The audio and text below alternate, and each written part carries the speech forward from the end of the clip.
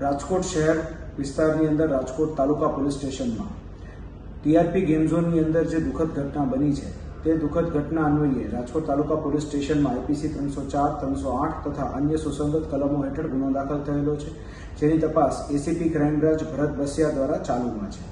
અત્યાર સુધીમાં આ ગુનાની અંદર ટોટલ 5 આરોપીની ધરપકડ થયેલી છે, જેમાં ટીઆરપી ગેમ ઝોનના જે મુખ્ય માલિક છે તે ધવલ કોર્પોરેશનના પ્રોપ્રાઇટર ધવલ ઠક્કર, તે ઉપરાંત અન્ય પાર્ટનર્સની અંદર યુવરાજસિંહ સોલંકી, રાહુલ રાઠોડ, જમીનના માલિક કીર્તિસિંહ જાડેજા તથા ત્યાંના મેનેજર નીતિન જૈનની ધરપકડ થઈ ચૂકેલ છે અને તેઓના રિમાન્ડ પણ મેળવવામાં આવેલા છે.